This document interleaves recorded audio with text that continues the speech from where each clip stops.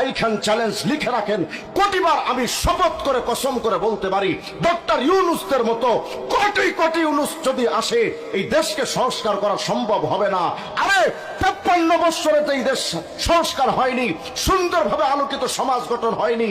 এই রাষ্ট্র ব্যবস্থা এই সরকার দিয়েও হবে না, শুধুমাত্র একটাই কারণ, এরা নেতার পরিবর্তন চায় আর ফজলুল করিম মরহুম পীর সাহেবরা নীতির পরিবর্তন চায়।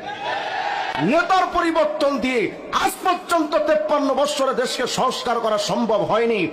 যেহেতু আপনাদের বড় বড় বুদ্ধিজীবীদের বুদ্ধি দিয়া নেতার পর নেতার পরিবর্তন হয়েছে, একটার পর একটা স্বৈরাচারের আবির্ভাব হয়েছে, আপনাদের মাধ্যমে দেশ সংস্কার হয়নি।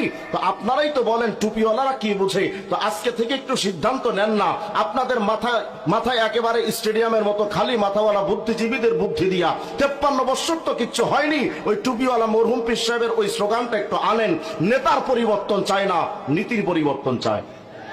যদি আমার বাংলাদেশের প্রতিটা সেক্টরে ডক্টর ইউনূসরা বলছেন যে আমরা দেশকে সংস্কার করব, লিখে রাখো।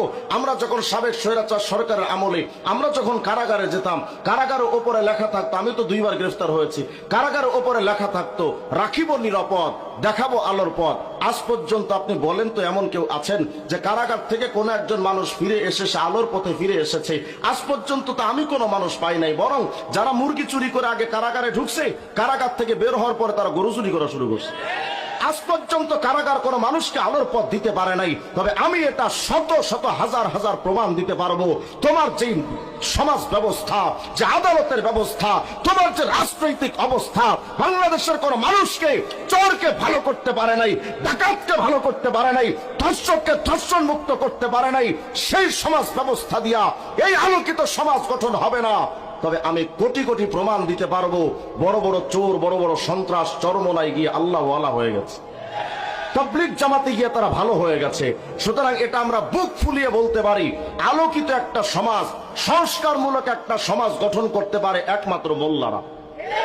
এটা আমার কথা নয়। আপনারা তো ভাবতেছেন যে হুজুর এই লেনিন, কালমার্ক্স, মাও সেতুং, আব্রাহাম লিঙ্কন তাদের প্রণীত এই আইন কানুন দিয়ে দেশটা সুন্দরভাবে সংস্কার হয়ে যাবে, দেশটা সুন্দরভাবে চলবে। অথচ আল্লাহ আমার কি বলছেন, ওয়ামান আরাদা আন যিকরি ফাইন্না লাহু মাঈশাতান দানকা।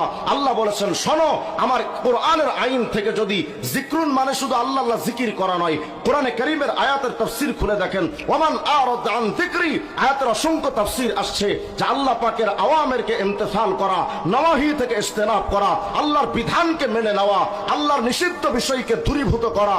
যদি কোনো ব্যক্তি এই কাজটা না করে, আল্লাহ বলেছেন ওয়ামান আরাদা আন যিকরি ফাইন্না লাহু মাঈশাতান দানকা, তোমার